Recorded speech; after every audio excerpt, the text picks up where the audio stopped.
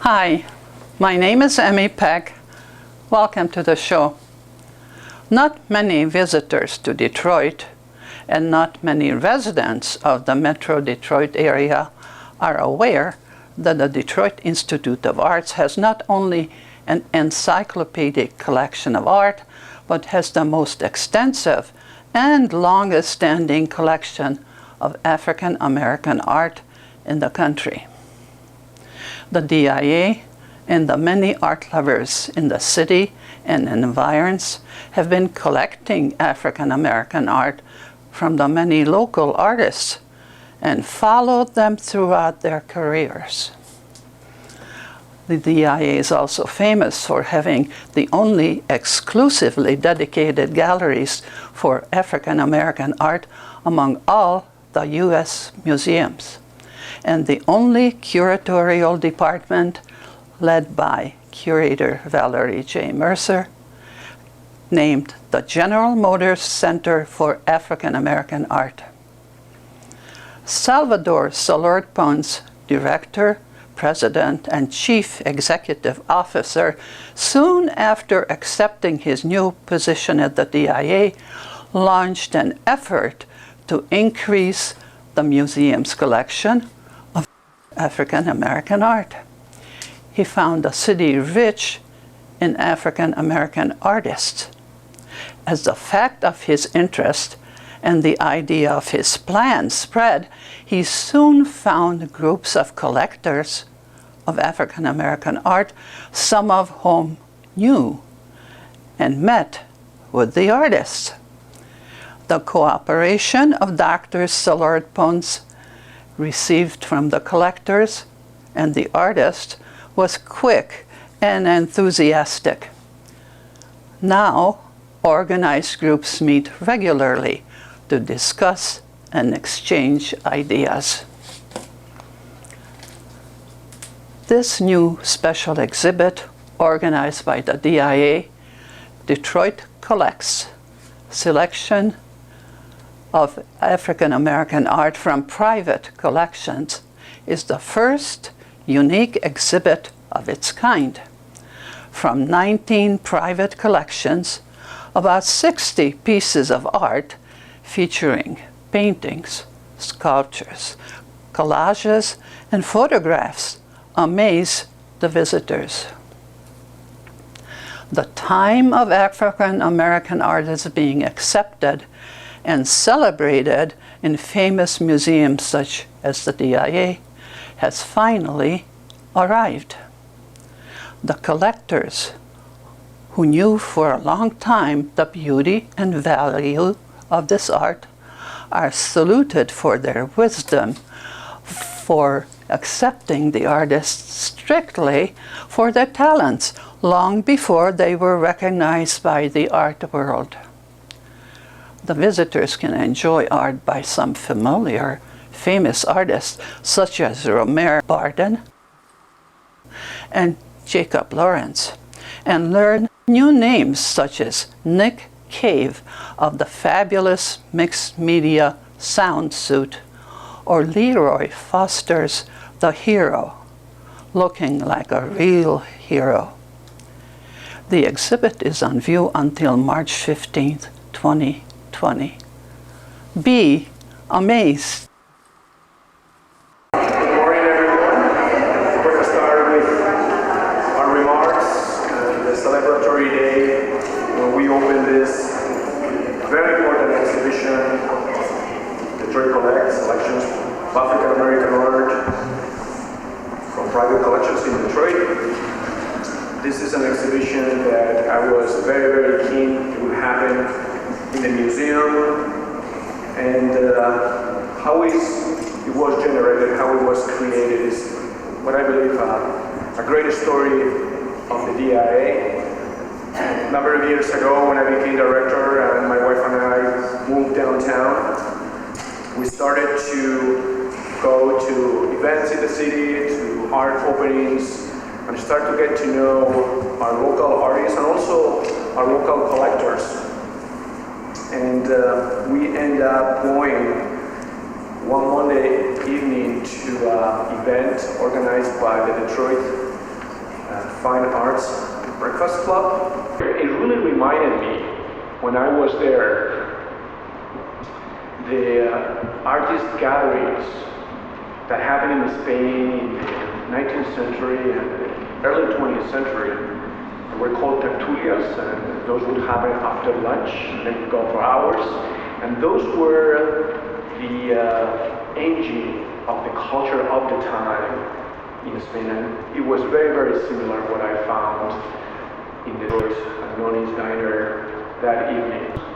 And now, the Breakfast Club meets at the DIA twice a year on a Monday. Continue supporting local artists and, in a way, enhancing the life of everyone. This was an opportunity for us to establish new friendships and relationships. The time passed, other collectors came about. We were going to homes, invited to places, and seeing these collections that have been amassed for many years, and I learned so many things. And one of the things I learned is that Detroit has been the city that has collected the longest African American art in the country. The catalog that accompanies the exhibition, it is beautiful. It really gives voices to the collectors that talk about their experiences. And it is really a testimony of what the museum can do supporting the arts in Detroit. I hope that this will be the first of many exhibitions. We're very proud of this heritage. We're very proud of Detroit, of our local arts, and we're very thankful for the supporters of this exhibition, including the Ford Foundation, Masco Corporation, DTE Foundation, and also Quicken Loans Community Fund, the Ford Motor Company Fund, and Dickinson Wright. So thank you to all of them. This has allowed us to create experiences like this exhibition that one cannot find in books, in the internet or TV. Really, this is special. This connects to our history and brings to the forefront the great talent that we cultivate here in Detroit. Now, this is the work that internally lots of teams do at the DIA, and I would like to introduce Valerie Mercer. Detroit Collects selections of African American art from private collections consists of the work of African American artists who are quite renowned nationally and internationally, but it also includes work by some very talented Detroit artists who are not so well known, and of course some Detroit artists who are more well known. I think we had probably something like 36 artists in the exhibition. I think it's wonderful that we mixed it all up, so that we have Allie McGee, Tyvon Sawyer, who are from Detroit, but as well Romare Beard, Elizabeth Catlett, Ed Clark, Sam Gilliam, Kerry James Marshall, and so on and so on. I love the work in this show. The historical period covered by the art goes from mid-19th century up to the 21st century. Probably, I think the most recent work is about from 2017. I think it's by Rashid Johnson. Besides highlighting the impressive art that were in these private collections, we also wanted to highlight the collectors. You'll notice when you go inside the exhibition that the objects are organized around each of the collections. I wanted to do that because a show like this is not so typically done. I think here, of course, is very, very important because we're in Detroit. And Detroit has a rich history of collections of African American art. So I was also concerned about, especially some of our African American visitors who may have never seen a show like this. I wanted them to know that these works are collected by real people. So when you go into the galleries, you'll see these beautiful portraits of them, also some of their works. These are prominent people, some of them in their own communities. The exhibition is organized by collector and collection. The artworks featured here are diverse in style, approach, and technique, created by some of the greatest American artists. And they're artworks that the collectors live with, that they've chosen to surround themselves with, often in the private spaces of their homes. And by sharing their works with this exhibition, shifting the context to the public space of the DIA, it makes the works available to thousands of our visitors and brings some of these works on public view for the first time. To better get to know the collector's stories and experiences, we conducted 19 interviews over the course of 3 months. And in mining those interviews, what I personally found incredibly compelling was that their energy and enthusiasm for collecting is contagious. They love art. And not only for a work's aesthetic qualities, but because of a personal relationship that they have with the artist, or because of a memory surrounding the collecting of a particular piece with a loved one. Because the art brings joy to guests who visit their home, because they can share it and pass it down to their children. And these stories of how collectors live with their art every day, these relatable stories, help guide visitors through the exhibition and take some of the mystery out of collecting. Just as collectors choose the pieces they do for different reasons, we want visitors to feel confident seeking out and surrounding themselves with art that they like, and consider the ways that art can have different meanings and interpretations for different people. So you'll see that some of the artworks have labels that feature multiple perspectives and include content cultivated by the DIA paired with the collector's perspective on the piece. At the end of the exhibition, there's a response station that asks visitors to share with us and with each other where they go to support African American art in their community. Detroiters have been continuously supporting and collecting African American art for decades, and here we want visitors to be able to share their experiences and contribute to that history too. I just want to acknowledge the presence of some of the collectors in the room, and I was mentioning the Detroit Breakfast Club, and through the Detroit Breakfast Club I was so fortunate to meet Jerome Watson and Judge Deborah Ford, who are here. Thank you so much for your participation.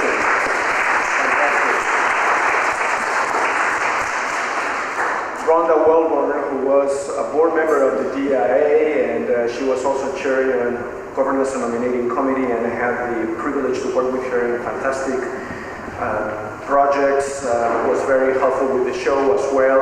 Thank you, Rhonda, for the great pieces.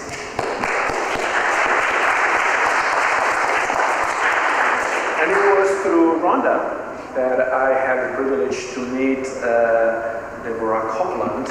And I remember this was maybe 3 years ago. Rhonda and I went for dinner at Deborah's house and discovered this amazing collection of works by Aaron Douglas. And she told me a story how it was related to her family. And I said, you know, Valerie Mercer tells me that our dream is to own a painting by Aaron Douglas. And you have so many in your home. But it was really, really a great evening. And, you know, those stories about Detroit and the collecting activities and the things that we still have to learn from the institutional side. So, Debbie, thank you so much for your loans for the exhibition.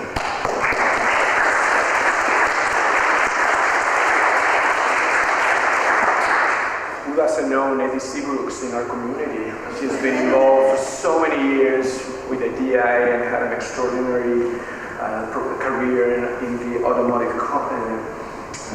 world, but Nettie has also been so generous with the DI, has given so many works to our collection. 3 weeks ago, we were bidding, or we were interested in buying a painting by Alma Thomas, and Nettie came to my office and I said, I gave you one, and it's true, she gave me fantastic drawing. I said, yes, we want just to have an hour painting, but Nettie has been very, very generous and supported the museum museum, and we're very thankful for the launch to the exhibition and for all your gifts to the DI. Thank you, Nate.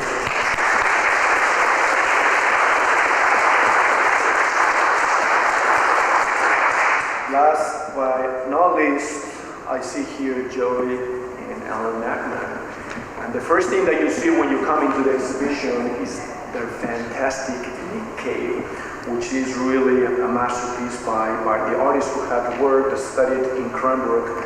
I had the privilege to know Joey and Alan for a long time. They are amazing supporters of the arts communities in Detroit. They organize a number of events like Cabaret that we have here at the DIA, and every time I hire a curator of contemporary art, they want to throw a party in their home to celebrate a new hire. So thank you very much for your loan, and I'm so happy it is the first thing that you see when you come into the exhibition, because it's really a great piece. Thank you, Alan.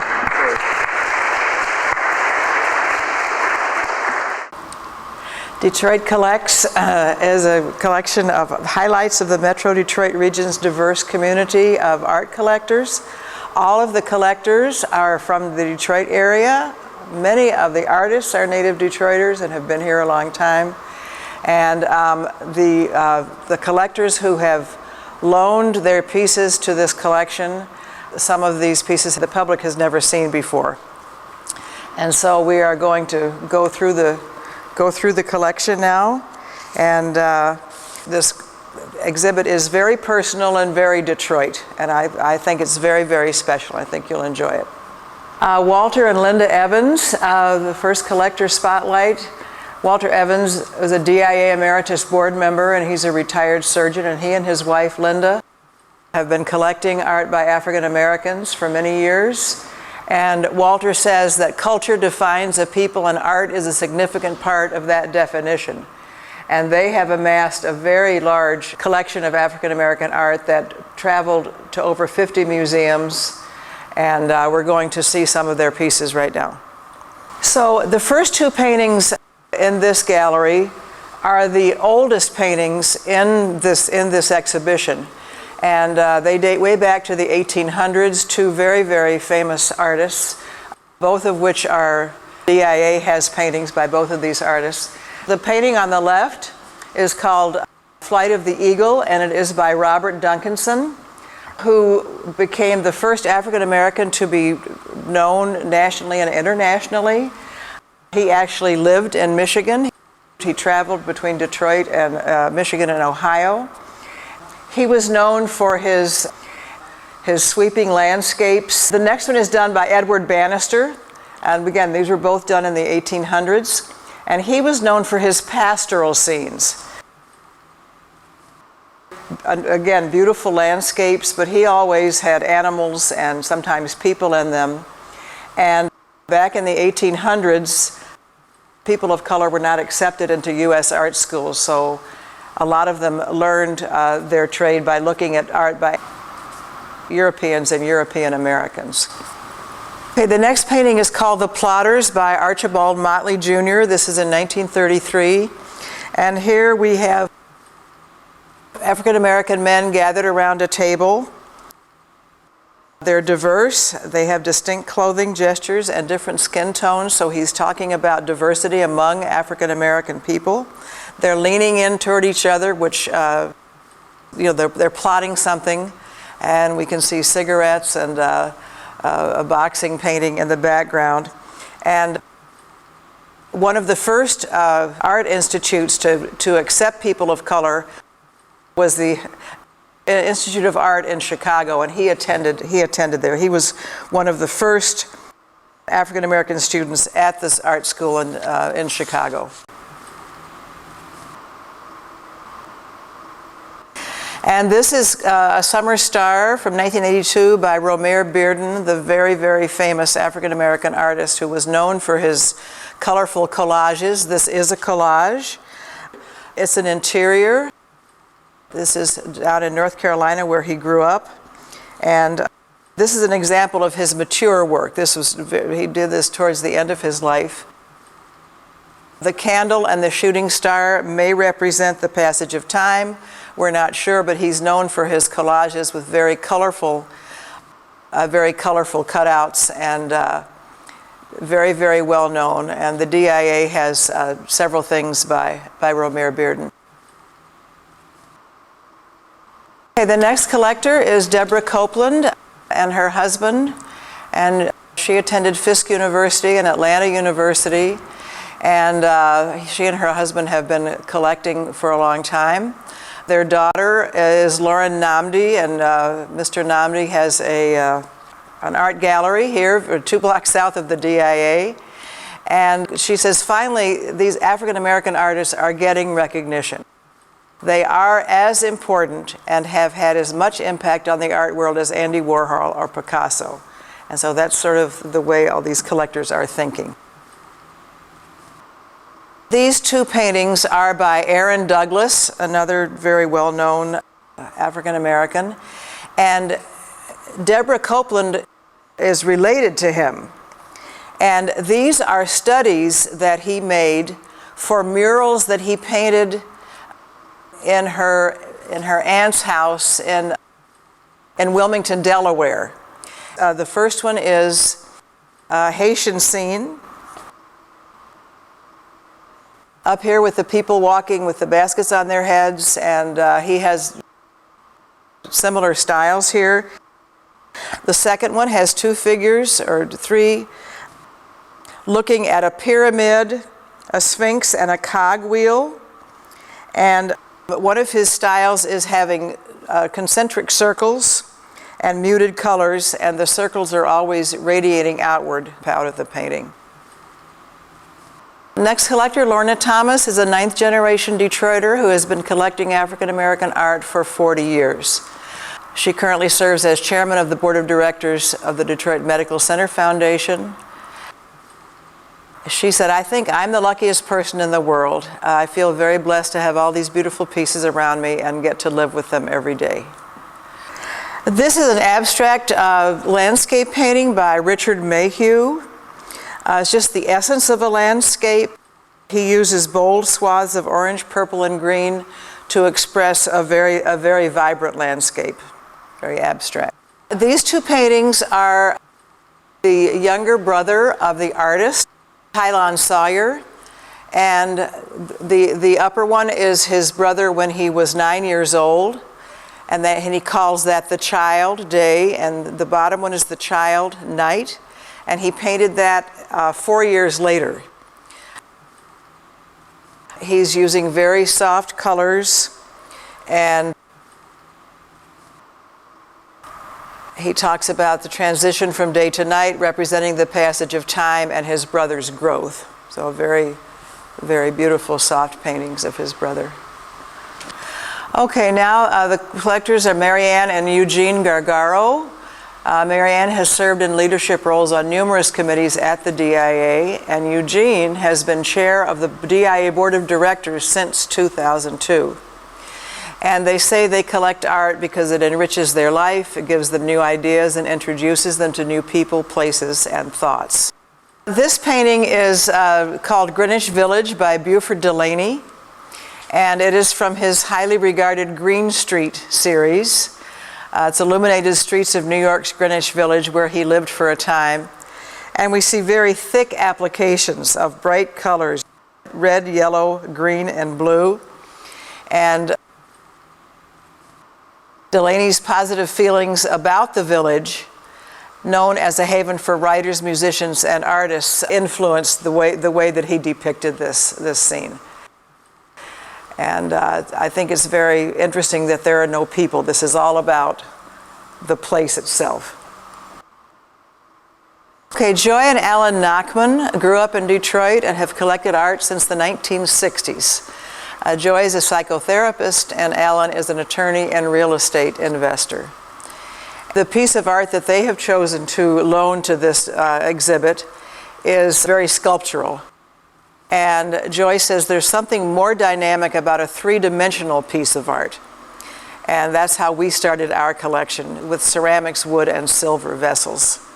And she said we live with our art. This is called a Sound Suit from 2010 by the artist Nick Cave. And as Joy Nachman said, it's very sculptural, and they live with this. Cave started making sound suits way back in 1991. It was his response to the beating of Rodney King. And he, as a young black man, felt very vulnerable. He felt people, if they could see you, they could judge you. And he started making sound suits that covered the whole body and were used for performances. He was a dancer and a performer.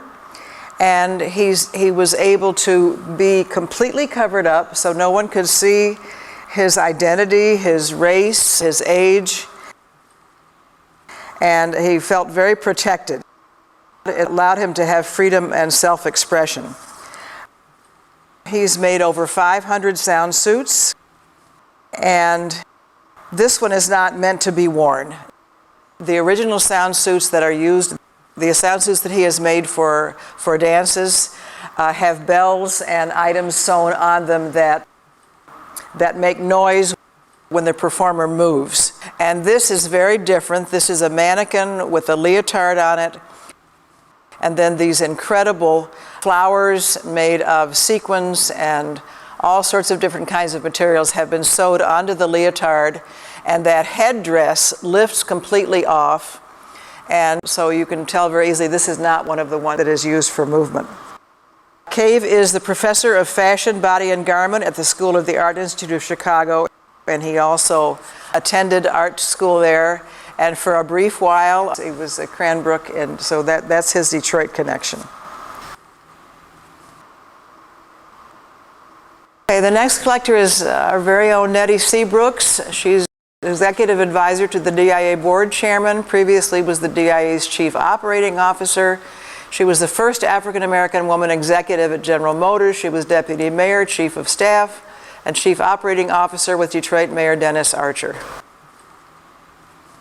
And she says, her quote is, "I started collecting African-American art because I felt that African-American artists were not getting the respect that they should, and being African-American myself, I wanted to support them."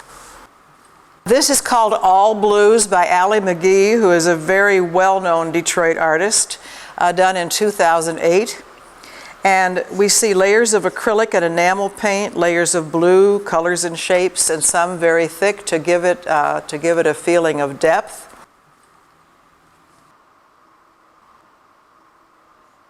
He also uses arcs, and it says the arcs seem to extend beyond the painting's edge, suggesting the boundlessness of the sky, ocean, or outer space. So the blues can represent many, many things, however you want to interpret them. This is End of Summer by Huey Lee Smith, and Huey Lee Smith has a real Detroit connection. He lived in Detroit right before the Second World War, and he took classes at the College for Creative Studies and Wayne State. And we have many, many paintings by Huey Lee Smith. This says End of Summer, this is showing 5 people on a beach, and one of his premises that he used a lot was people that were isolated from each other. So here he's got 5 people. The 2 women on the left are not communicating. The 2 people on the right are holding hands. Perhaps they are communicating. And the figure in the middle, the man holding the balloon and looking out at us, some people feel that he meant that to be a self-portrait of him, that represents him. But it's all speculation. But this is a wonderful watercolor painting.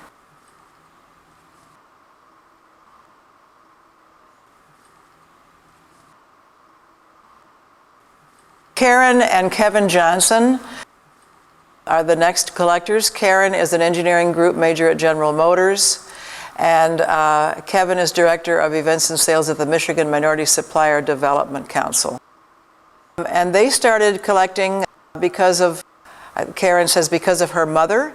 It's what she collected, and she said it's also what I studied and where I tend to have the most affinity. This is a lithograph called Madonna by Elizabeth Catlett. And Elizabeth Catlett is known for her depictions of strong black women. And this is an example of that. You see a black mother and children. She's being very protective. And if you look at the style, it's got a very sculptural quality to it. Everything is very angular, and you can see sculpture in their faces.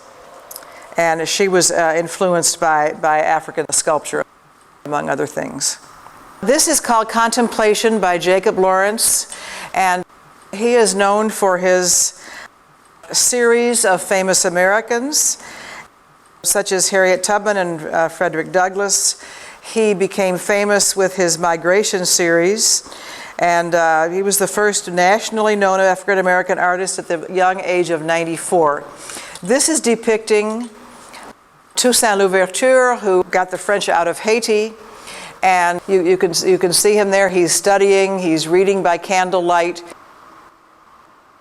He's got books, so those are references that he was well educated. And one of the things that Lawrence did with his series was to educate people about African American history. This is a bronze sculpture also by Elizabeth Catlett, the woman who depicts strong black women, and she calls it Singing Head. And this piece was also influenced by Mexican art. She had two influences, African and Mexican art. And this head sort of has a joyous expression on her face, and this was done back in 1962. Roy and Maureen Roberts are the next collectors, and one of the contemporary art galleries devoted to African American art at the DIA bears Maureen and Roy Roberts' names. And they say that they collect African American art because we think about our lives, our professional lives, and the way we've moved about the U.S., and the thing that has been stabilizing for us is our art. This is by David Driscoll, and it's called Let the Church Roll On. It's a color lithograph and stenciling. Gouache, which is a kind of paint, and crayon. And this is a church in the middle, and swirling dreamlike folk around it. And if you look at the top, there's a hovering angel reaching down and touching the church. She's horizontal there. And she's holding a prayer book. Driscoll's dad was a minister, the family's church.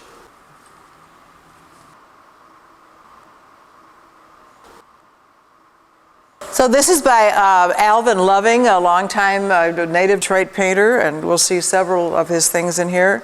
It's called Untitled Triptych, so it's in 3 pieces, a triptych, done from 1981.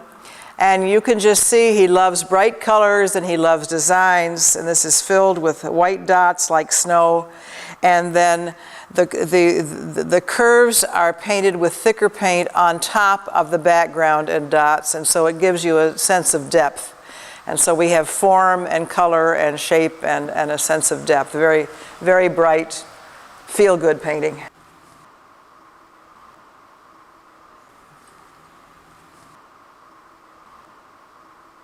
The next collectors are Richard and Jane Manoogian. He is a Yale University graduate and chairman emeritus of Masco Corporation, active in numerous nonprofits, including the Henry Ford, the Armenian General Benevolent Union, and the DIA. And they have the Richard and Jane Manoogian Foundation. They say that they've really enjoyed advancing the causes of great artists, and that they hope by sharing the artworks with the public, it will further advance the artists' legacies. These are 2 screen prints by William H. Johnson, and they're both depicting people dancing the jitterbug. And William H. Johnson's style was very simplified figures. He implies a sense of movement and joy even without facial expressions, the way the bodies are put together. They're simplified figures, flat forms, and you can just feel the energy and movement of the dance that they're performing. He loves bright colors and just very, very simply telling a story of the jitterbug.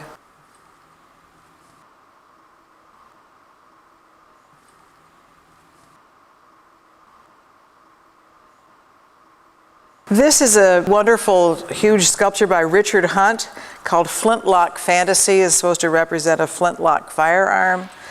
He is known for his welded bronze and metal sculptures, and they're all very organic, and they all have sharp points on them.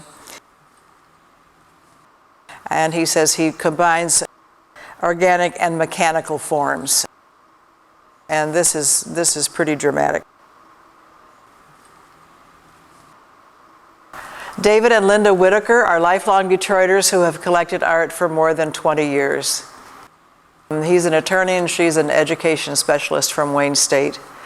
And they say that having artworks by African American artists in their home have made them well-rounded, and you can see other cultures in art, and it really broadens your horizons and brings joy. This is another painting by Al Loving. It's called Untitled Cube. He did it in 1973. And this is mainly just prismatic color planes and very, very simple.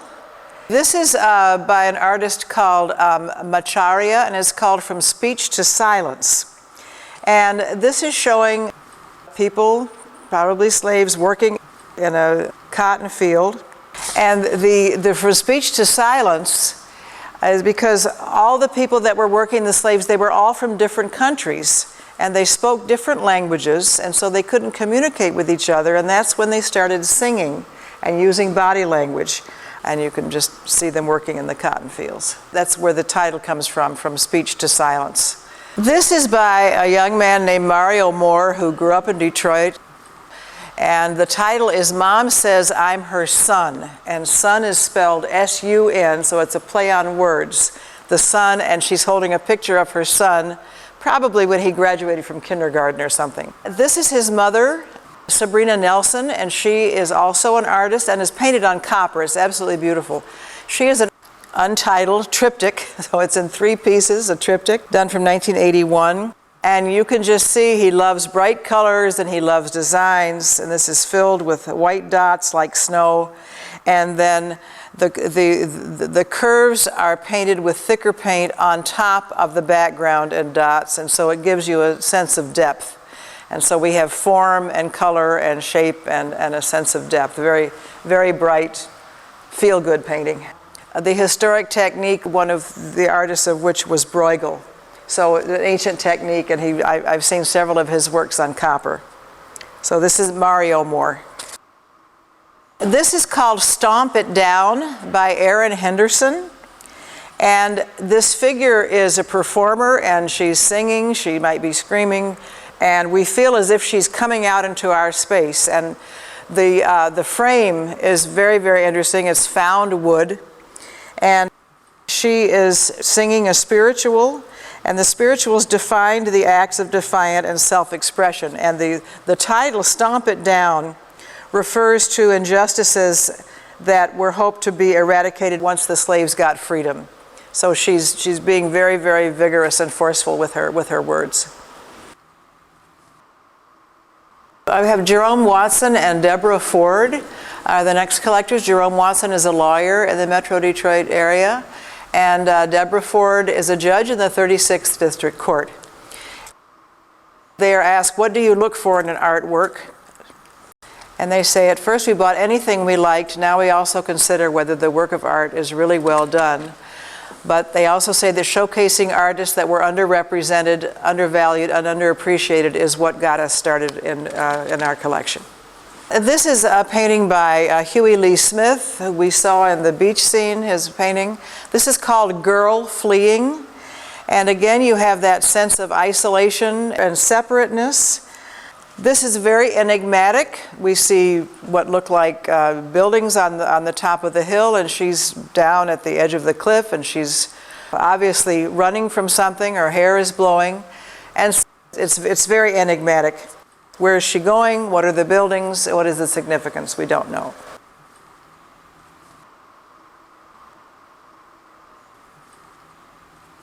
This is a very early work by lifelong Detroiter Charles McGee. Charcoal of a mother and child. He has worked all over the Metro Detroit area and public buildings.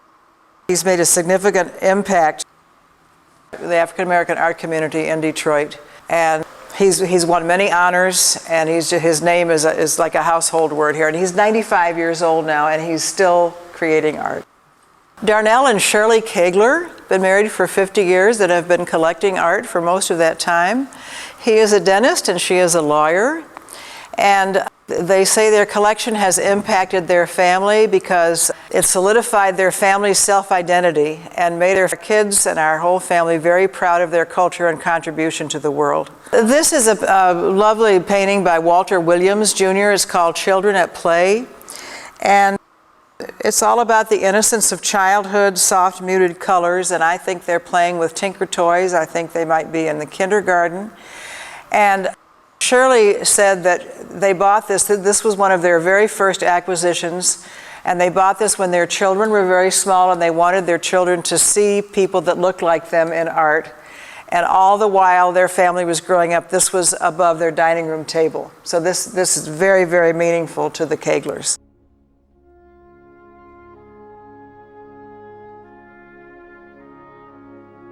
This is a photograph of 5 little girls dancing by the very famous photographer, James Van Der Zee. He was a studio photographer, and he invited people to come to his studio, and he had all sorts of props. You can see the girls have top hats, and this is obviously a posed photograph. He is known for being the major documenter of lives of middle-class African Americans in Harlem in the 1920s and 30s.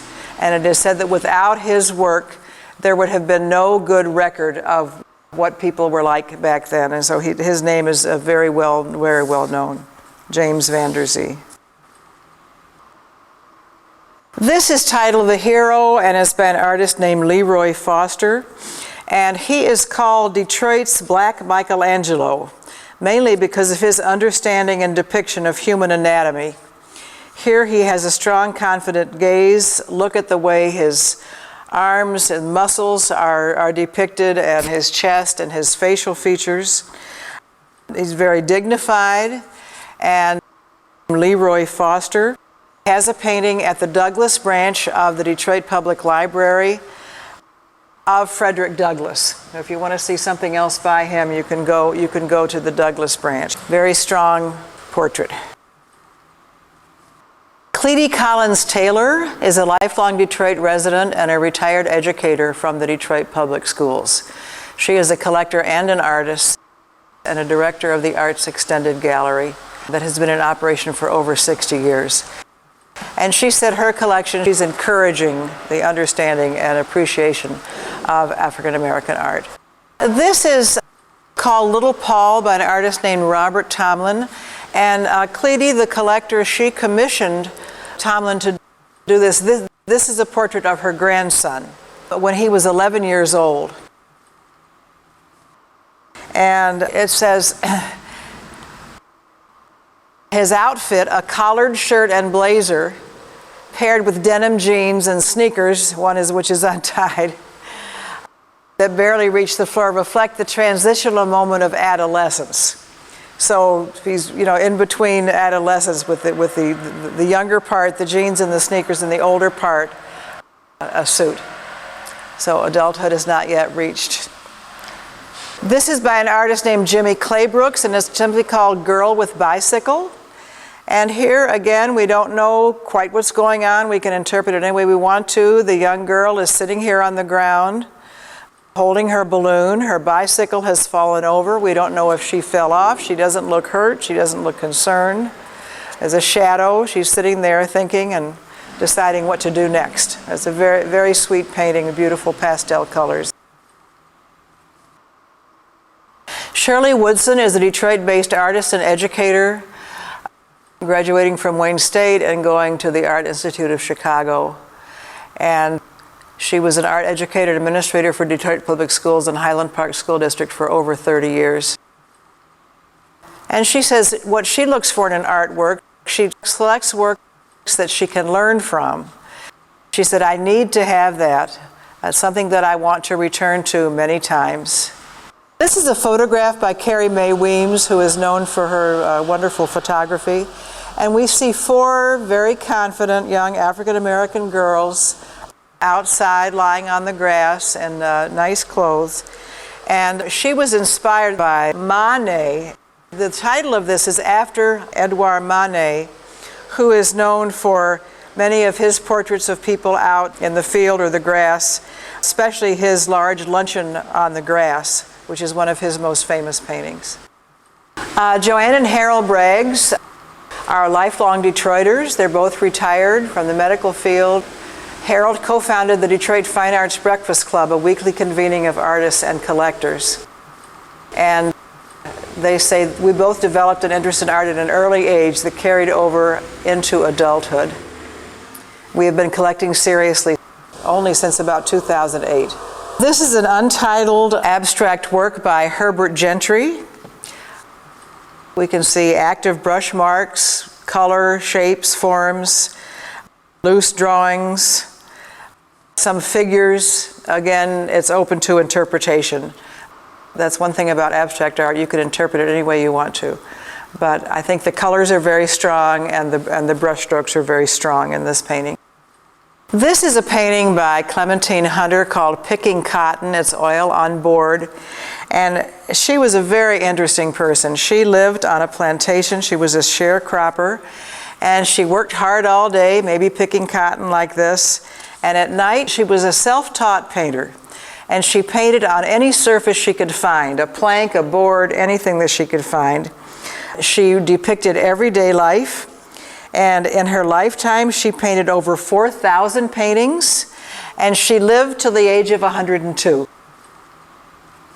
I love this painting. We see the four women with a sack of cotton, and the way she's painted them, you can tell how heavy they are. They're weighing down, they're touching the ground, and this cart is filled with cotton, and the man is leading the horse, and I think the horse has taken a break. He's eating some grass, and I think it's a very dynamic painting, and just her history is so interesting. Rhonda Welburn is a practicing attorney in Metro Detroit. She's a former board member of the DIA and currently serves on the boards of numerous nonprofit organizations and charitable foundations. A graduate of Howard University, Detroit Mercy, and the University of Michigan. And she said she started collecting African American art because it gives her a way to show her appreciation for the creative talents of African Americans. And historically, African American fine artists have not always had the same opportunities for exhibitions as mainstream artists. This is entitled Kagoshima by Ali McGee, a Detroit artist that we've seen work by before. He was inspired to do this work after visiting Kagoshima, Japan. And just a few items, again, it's abstract, but these figures do represent something. The gray ash here, the gray part here, is ash from an active volcano. The bottom of the red circle at the top indicates the disc on the Japanese flag. And this yellow part, if you can see a face up there, and an arm reaching out here in the gold. That is the Shinto sun goddess Amaratu. The shapes do have meaning there. These are two watercolor and graphite pencil paintings by an artist named Dean Mitchell. And when you first look at these, you are just positive that they are photographs. And that was sort of his claim to fame, to paint and make it look like photographs. And even when you're standing close right in front of them, they look like photographs. So you have a shell here and something else on a table, and then an apple and a vase, and just very, very simple forms, very clean cut, very nice visuals. Gail and Andrew Camden. Been collecting art for over 45 years. They started collecting art after they got married. They began coming to the DIA, and art became a major part of their life. And they learned about collecting, and it developed from there.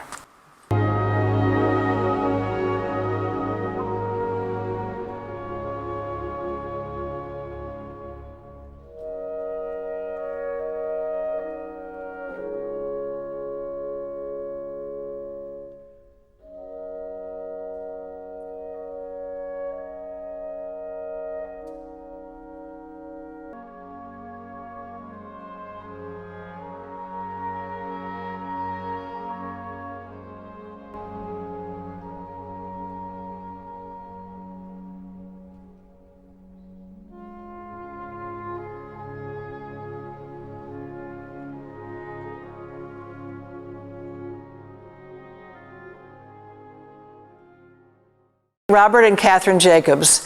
Robert Jacobs is an owner and board member of Detroit-based restaurant chain Buddy's Pizza, and Catherine is a clinical psychologist, and they share a love of art. Robert is a board member of the DIA and supporter of many nonprofits, including the University of Michigan Museum of Art and the Capuchin Soup Kitchen. Robert says he started collecting art when he was very young. Mother took me to the DIA. That's where I first felt an emotional connection with art. And he said, I don't really know why I started to collect. I guess I just wanted to be able to see it all the time. This is a painting called The Accusation by the artist Bob Thompson. And he's known for very bright colors and figures, and it's got a very distinctive style. And this is basically showing on the right-hand side Adam and Eve being driven out of paradise by this angry crowd here. See, he's very figurative. His people are always different colors, and the sky looks sort of angry, and it's a very colorful scene. We've gone through all three galleries of the Detroit Collects exhibition, and you can see that the collectors are very diverse, the art is very diverse in style, approach, and technique. It also reminds us that Detroit is a very significant center for the support of African American creativity. It's very personal, very Detroit. Come on down and visit. The exhibit is accompanied by a gorgeous hardcover catalog. Highly detailed photographs of most of the art in the exhibit is introduced by portraits of the collectors who lent their treasures to the exhibit. This elegant catalog will have a permanent place of appreciation on many bookshelves. I imagine that visitors to the Detroit Collects exhibit might belong to several groups, depending on their reaction to the art. Some might feel, I never imagined such talent was hidden for so long. Or think, I always knew this talent must have existed. I just had to find it. And the third group walks around the gallery smiling. They are the ones who collected African American art for a long time, because it is part of life in Metro Detroit area. Now they are saying hello to old and new friends.